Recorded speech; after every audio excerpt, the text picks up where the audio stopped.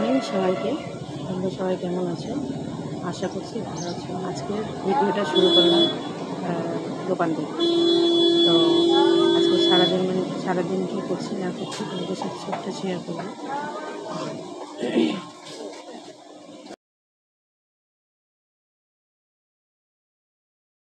তো দেখো, আজকে আমি ভিডিওটা দোকান থেকেই শুরু করেছিলাম। তো এখন ঘড়ির কাঁটা 7টা বাজছে। তো আজকে আমি ভেবেছিলাম যে তোমাদের সাথে কথা বলবো, তো ওখানে এত আওয়াজ হচ্ছিল বলে কিছু শোনা যাচ্ছিল না। তো যাই হোক, গুড মর্নিং সবাইকে। সকলে কেমন আছো? আশা করছি ভালো আছো, আর আমিও ভালো আছি। তো দোকান থেকে ভিডিওটা শুরু করলাম, তার জন্য মানে অল্পটা ভিডিও দেখালাম তোমাদেরকে যে কি করি না করি দোকানে। তো দোকান থেকে বাড়িতে চলে আসলাম। তো আজকে একটু ফাইনালভাবে উপর টুপর সব ঝাড়াঝাড়ি করলাম, যে ঝুলঝুল হয়ে গেছিলো। তো পয়লা বৈশাখ আসার আগে একটু ঝাড়াঝাড়ি করতেই হয়। ঘরগুলো ঝাড়া হয়ে গেছিলো, তো আর ওয়ালগুলো, বাইরের ওয়ালগুলো একটু ঝাড়া হয়নি। তো দিদি মানে ঝাঁট দিচ্ছিলো, তো তার আগে আমি বললাম যে দাও আমাকে ঝাঁটাটা, একটু আমি এগুলো ঝাড়াঝাড়ি করে নিই। তো ওগুলো ঝাড়াঝাড়ি করলাম, করার পরে বিছানাগুলো ঝেড়ে নিয়েছিলাম। ঝাড়ার পরে যেগুলো আগের দিনের কাচাকুচি হয়েছিল, তো সেগুলো চেয়ারে জড়ো করা ছিল। তো আমি ওগুলো সব ভালোভাবে গুছিয়ে নিলাম, কেননা আমি সকালেই গোছাগুছি করি, আমার আর সন্ধেবেলা কাজ করতে ভালো লাগে না। গোছাগুছির ব্যাপারটা আমি সকালেই করে নিই। তো তোমাদেরকে তো বলা হয়নি, আমি আগে চাটা খেয়ে নিয়েছিলাম। চায়ের বাসনগুলো তো ছিল, তো আমি এগুলো ধুয়ে নিলাম। ধোয়ার পরে যে ওয়াশিং মেশিনে কাপড় কাচতে দিয়েছিলাম, 1 গামলা কাপড় কাচা ছিল। তো আমি ভাবলাম যে চাটা খাওয়া হয়ে গেছে, তো এদিকে আমি কাপড়গুলো একটু মেলে দিই। তো আজকে এগুলোই আমি মানে প্রচুর কাজ বাইরের এগুলো করেছি, ঘর দুয়ার ঝাড়াঝাড়ি, কাচাকুচি এগুলোই করেছি। কেননা রান্নাটা একটু পরে বসিয়েছিলাম, রান্নাটা এগুলো সব করে নিই। তারপর দেখো আমার গাছের কি সুন্দর ফুল ফুটেছে আবার আজকে। আজকে একটা কি দুটো ফুটেছিল মনে হয়। তো যাই হোক, নয়নতারা ফুলগুলো প্রচুর ফুটেছে, প্রচুর হয়েছে আজকে। দেখো এই গাছেও হয়েছে, এই যে সাদা ফুল তো একদম মানে কি বলবো, পাতাগুলো ঝরে যাচ্ছে, ফুল হচ্ছে শুধু। তো যাই হোক, দিদি তো বাসন টাসন মেজে গেছে। তো বাসনগুলো ভাবলাম যে জায়গা মতন গুছিয়ে নিই, নাহলে ওই গামলার মধ্যে থেকে গেলেও আবার অসুবিধা হয়, তখন বাসন লাগবে বারবার নিয়ে আসা। তো ওই জন্য ভাবলাম যে বাসনগুলোকে গুছিয়ে নিই। তো বাসনগুলো গুছিয়ে নেওয়ার আগে আমি তাকটাকে একটু ভালো করে গুছিয়ে নিলাম, মানে মুছে নিলাম। না মুছলে মানে প্রতিদিনই মুছি, প্রতিদিনই ধুলো পড়ে যায়। তো ওই জন্য মুছে নিয়ে বাসনগুলোকে জড়ো করে এখানে কয়েকটা বোতল খালি হয়ে গেছিলো, তো বোতলগুলোকে ভরে ভরে আমি স্ট্যান্ডের ভিতরে রেখে দিলাম। আমার এই জল ঢালার স্ট্যান্ডটা এত ভালো হয়েছে, তো ওখানেই জল ভরে রাখা যায়। তো যাই হোক, ওগুলো সব ওই সমস্ত কাজ করে চলে এলাম রান্নাঘরের দিকে। তো রান্নাঘরে এই যে চাল ধুয়ে আমি ভাতটা একদিকে বসিয়ে দিব। তো তারপরে চালটা ভালো করে ধুয়ে নিয়ে একদিকে ভাতটা বসাবো, আর একদিকে হচ্ছে ডাল বসাবো ভাবছি। আর না হলে ওই তরকারিটা বসিয়ে দেবো। যাই হোক, যে কোনো একটা করব। তো এই যে দেখো, ভাতটা বসিয়ে দিলাম। আজকে যেহেতু নিরামিষ রান্না হবে, শনিবার, তো তার জন্য ভাতটা বসিয়ে দিয়ে আর এদিকে বাসনগুলো ধোয়া ছিল, তো ওগুলোকে আমি সরিয়ে নিলাম। কেননা এখানে রান্না করতে গেলে জায়গাটা একটু লাগে, তো বাসন টাসন ছিল, তো আমি এগুলো সব সরিয়ে নিয়ে জায়গাটা একটু ভালো করে পরিষ্কার করে নিলাম। করে নেওয়ার পরে এইদিকে চলে এলাম আমি সবজিটা কাটতে, যে কি করব রান্না বুঝতে পারছি না। তো আজকে ভাবলাম যে আলু দিয়ে একটু আলুর তরকারি করব, তার মধ্যে পনির আর সোয়াবিন দিয়ে দেবো। আর বলো না, একজন এক এক রকম খাবার খাবে। কেউ খাবে আলুর দম, তো কেউ খাবে সোয়াবিন আলুর তরকারি, বা কেউ খাবে পনিরের তরকারি। তো সব রকম করতে গেলে তো অনেকগুলো তরকারি হয়ে যাবে। তো ওই জন্য ভাবলাম বুদ্ধি করে একরকম তরকারির মধ্যে সবগুলো দিয়ে দেবো। আলুর মধ্যে সোয়াবিন, সোয়াবিনের মধ্যে পনির দিয়ে সব কিছু দিয়ে তরকারি করে নেব একসাথে। একটা তরকারিতেই হয়ে যাবে। আর তার সঙ্গে একটা ভাজার দরকার ছিল, তো কয়েকটা ফ্রিজে পটল ছিল, তা আমি ভাবলাম ওই পটলটাই একটু ভেজে নেব। তো দেখো আমার ভাতটাও এইদিকে হয়ে গেছে। তো ভাতটার মাঠটা গেলে নিলাম। আর এইদিকে আমার একটু আলুটা ভাপিয়ে নিয়েছিলাম, তো আলুটা একটু সেদ্ধ ভালো হবে, তার জন্য আলুটা ভাপিয়ে নিয়েছিলাম। আর এই 2 প্যাকেট সোয়াবিন সেদ্ধ করে নেব, ওই জল দিয়েই সেদ্ধ করে নেব। তো 2 প্যাকেট সোয়াবিন দিলাম, যে সোয়াবিনটা খুব ভালো লাগে খেতে, তার জন্য। আর আমাদের ঘরে সোয়াবিনটাও খেতে সবাই ভালোবাসে। তো যাই হোক, এদিকে সোয়াবিনটা সেদ্ধ করে নিলাম। তারপরে 1 প্যাকেট পনির নিয়ে এসেছিলাম। তো ওই পনিরটাকে এবার পিস পিস করে কেটে নেব। তার আগে পটলগুলো ছিলে নিয়েছিলাম। এই পটলটা ভাজা হবে। বেশি ছিল না, ৩-৪টে পটল ছিল। তো ওই পটলটা একটু ভাজা ভাজা করে নেব। আর এই যে দেখো পনির এনেছিলাম। তো তার আগে পনিরটাকে তো আগে ভেজে নিতে হবে। তাই পনিরটা আমি কেটে নিলাম। দেখলাম পনিরটা খুব ভালো। এই পনিরটাই আমি খাই। তো এই পনিরটা মানে খুব সফট পনিরটা। তো পনিরটাকে আমি কেটে নিয়ে আগে ভাজা করে নেব। তারপরে সবগুলো আস্তে আস্তে ভাজা, মানে আলু আর সোয়াবিনটা একে একেই ভাজা করব, একসাথে ভাজা করব না আজকে। তো আগে পনিরটা ভেজে নিই। তো পনিরটা ভাজবো তার আগে আমি এখানে মটরের ডাল ধুয়ে নিলাম। তারপরে হচ্ছে প্রেশার কুকারে এটা দিয়ে দিব। মটরের ডালটা 2টো সিটি মেরে নেব। তো মটরের ডালটা ভেবেছি আজকে একটু টক ডাল করব। এদিকে শনিবারের দিন একটু, নিরামিষের দিন একটু টক টক ভালো লাগে, চাটনি বা টক। তো যাই হোক, টক ডালটা এমনি সবাই ভালোবাসে খেতে। তো টক ডালটাই ওইদিকে প্রেশারে সিটি মারতে বসালাম। আর এখানে একটু 2টো তেঁতুল ভিজিয়ে দেব। তেঁতুল দিয়ে টক ডালটা করব। তো এই যে দেখো আমি পনিরগুলোকে আগে ভেজে নিই। ভেজে নেওয়ার পরে তারপরে আলুটা ভাজতে দিব। তারপরে সোয়াবিনটা ভাজবো। মানে আজকে একসাথে আর ভাজবো না, একে একে ভাজবো। তাহলে একটু ভালো লাগবে খেতে। একেক দিন একেক রকম করে করলে তরকারিটা একটু ভালো লাগে খেতে। একই রকম তরকারি করলে তো খেতে চাইবে না। তো এই যে দেখো আমি একদিকে আলুটা একটু ভাজা করে নেব। তারপরে সোয়াবিনটা দেবো। এর আগের দিন আমি একটা সোয়াবিন আলুর তরকারি করেছিলাম। তো ওইটা আলু আর সোয়াবিনটা একসাথে দিয়ে দিয়েছিলাম। তো আজকে ভাবলাম একটু আলাদা আলাদা করে ভেজে করি।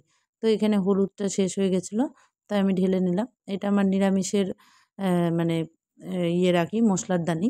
তো এটার মধ্যে নিরামিষ রাখি। আমি নিরামিষ আর আমিষটা আলাদা আলাদা করে করে রাখি, যাতে ইয়ে করতে না হয়। তো এই যে দেখো আলুটা ভাজা হয়ে গেছে। তারপরে দিয়ে দিলাম সোয়াবিন। সোয়াবিনটাও একটু ভালো ভালো করে মানে লাল লাল করে একটু ভাজা ভাজা করে নিলাম। তো এটার মধ্যে ফোড়নে দিব, দেখাচ্ছি, এই যে জিরে আর শুকনো লঙ্কা।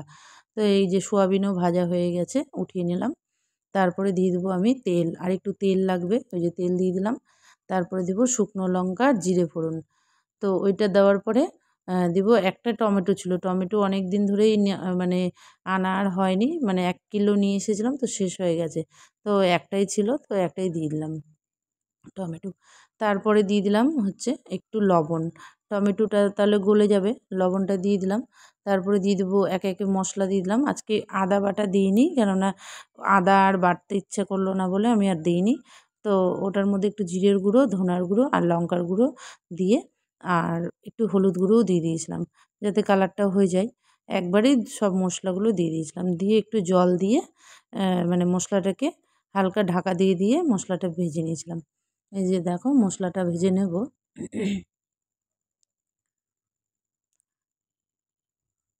আর এইদিকে আমার ডালটাও সিটি পড়ে গেছে।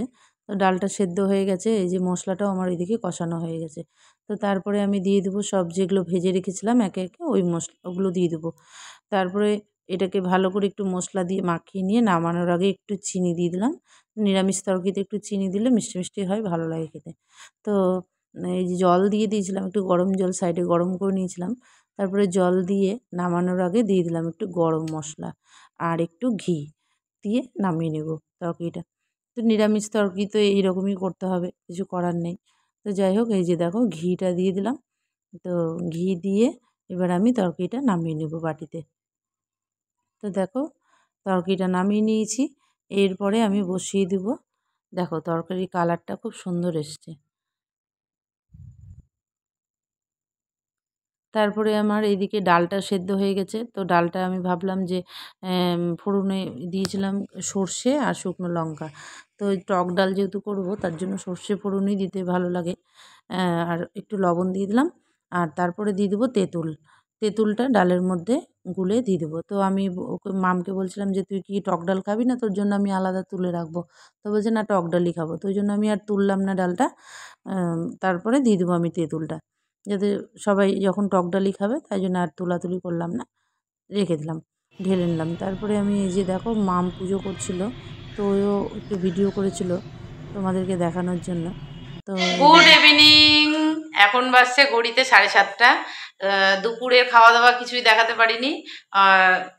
খাওয়া দাওয়া করে একটু রেস্ট নিয়ে চলে গেছিলাম দোকানে। দোকান থেকে এখনই এলাম। আসার পরে আমি এই যে এখন চা নিয়ে বসেছি, একটু চাটা খাবো, খেয়ে নিয়ে ফ্রেশ হব। ফ্রেশ হয়ে যাব একটু বজরংবলী মন্দিরে। আমাদের এখানে একটা মানে বালুচরে একটা মানে ইয়ে হয়, বজরংবলী মন্দিরে পুজো আজকে হচ্ছে সকাল থেকে।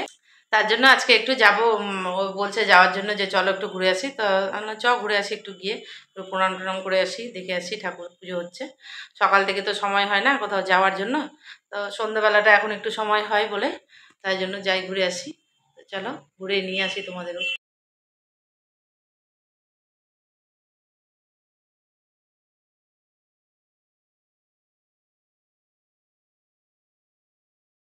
তো এই যে বেরিয়ে পড়লাম আমরা মন্দিরের উদ্দেশ্যে।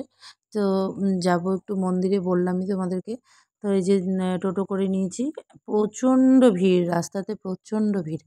এত ভিড় ছিল মানে প্রত্যেকটা, এই যে আমাদের সাবই গেটের এখানে মন্দিরে পুজো, এখানেও পুজো হচ্ছিল, প্রচুর ভিড় ছিল। আর যেখানে যাচ্ছিলাম সেখানে তো প্রচুর ভিড়, তোমাদেরকে দেখাচ্ছি চলো, দেখতেই পাবে। আর হচ্ছে যেই মানে আজকের যে মানে মন্দিরের প্রত্যেকটা মন্দিরে মন্দিরেই ভিড়, বজরংবলী মন্দিরে মন্দিরেই ভিড় আছে। তো যাই হোক, আমরা এই যে লাইটিংয়ের গেট করেছে, তো লাইটিংয়ের গেট দেখতে দেখতে যাচ্ছিলাম। তো সামনে একটা মন্দির ছিল, ওখানেই টোটো নামিয়ে দিল। তো আমরা সেই মন্দিরটাতে গিয়ে ঠাকুরকে একটু প্রণাম করলাম, ওখানে কিছু দক্ষিণা দিলাম, দিয়ে একটু প্রসাদ প্রসাদ নিয়ে ফুল নিয়ে চলে গেলাম যে মেন মন্দিরে, মেন যে মন্দিরটা আমরা উদ্দেশ্যে বেরিয়েছি সেই মন্দিরে। তো এখানে একটু সিঁদুর নিলাম, মোটা সিঁদুর দিচ্ছিল। আর এখানে হচ্ছে আমি বললাম যে এই যে একটু মানে ইয়ে দিতে, এই যে সিঁদুর ফুল দিতে বলছিলাম, তাই জন্য দিচ্ছিল। এই যে ফুলটা দিচ্ছিল, তো আমি বললাম যে একটু মানে সিঁদুর দেন তো, তো সিঁদুরটা দিল। তো আমি একটু কপালে নিয়ে নিলাম সিঁদুরটা। আর চলে গেলাম একদম ওই সেই মন্দিরে, যে বালুচরের যে মন্দিরটা আমাদের মানে মেন মন্দিরটা, ওই মন্দিরে চলে গেলাম। তা আমি আর মাম চলে যাচ্ছি। তো দুষ্টুকেও বললাম যাওয়ার কথা, ওই যাবে না বলছিল। তো ওই জন্য ওই ঘুমিয়ে গেছিলো, অবশ্য যাবে না, না ঘুমিয়ে গেছিলো। তো ওই জন্য ওকে আর উঠাইনি, আমি আর ওই চলে গেছিলাম। তো দেখো কি সুন্দর লাগছে, মন্দিরটা সাজিয়েছেও এত সুন্দর। মানে এই মন্দিরটাতে আসলে না এমনিতেই মনটা খুব ভালো হয়ে যায়। তো চলে গেলাম মন্দিরে। প্রচুর ভিড়, প্রচুর মানে বজরংবলীর মুখটাই দেখাই যাচ্ছে না। তো আমি অনেকটা উঁচু করে ক্যামেরা করে ইয়ে করেছিলাম। দেখেছো কি ভিড়, কি ভিড়, প্রচুর ভিড়। তো এখানে ভাবছি যে সামনে যাব, সামনে তো যাওয়ার উপায় নেই। তো ওই যে সাইড থেকে থেকে আমি যে ঠাকুরগুলো ছিল ওগুলোকে আমি একটু ভিডিও করলাম। আর মানে যে ঘরটাতে ঠাকুরটা রাখা আছে সেই ঘরের জানলা থেকে এই যে দেখাচ্ছিল, এই যে দেখো, তোমাদেরকে আমি দেখাচ্ছি। তবুও দেখা যাচ্ছে না, পুরো মালা টালা দিয়ে ঢেকে একদম মানে মুখ ঢাকা, বোঝা যাচ্ছে না। আর এখানে গান কীর্তন হচ্ছিলো, খুব সুন্দর লাগছিল, মনে হচ্ছে ওখান থেকে আসতে ইচ্ছে করছে না। তো খুবই সুন্দর লাগছে, খুবই সুন্দর লাগছিল। তো আমি এই যে এগুলো একটু ভিডিও করেছিলাম। তো দেখো এখানে রাম সীতা আর লক্ষ্মণের ইয়ে আছে। তো এখানে তিনজনের মূর্তিটা কি সুন্দর। মন্দির থেকে বেরিয়ে আমরা এখন চললাম সোজা বাড়ি। বাপরে কি ভিড়, কি ভিড়, দারুণ ভিড় ছিল না বল, বাপরে বাপ প্রচণ্ড ভিড়। এই যে হিন্দি স্কুলের মাঠের এখানে এক্সপো আসবে কিছুদিন পরেই। অনেকটা দূর হেঁটে আসতে আসতে টোটো পাচ্ছিলাম না, তো সামনের দিকে গিয়ে টোটো পেলাম। তো টোটো ধরে চলে এলাম, এই যে দেখো আমাদের বাড়ির সামনে এই চৈতন্য দেবের বাড়ি চলে এলাম। বাড়ি চলে এসে ফ্রেশ ট্রেশ হলাম, হয়ে নিয়ে এখন রাত্রি বাজছে 10টা। তো 10টার সময় এখন আমি খাওয়া দাওয়া করবো।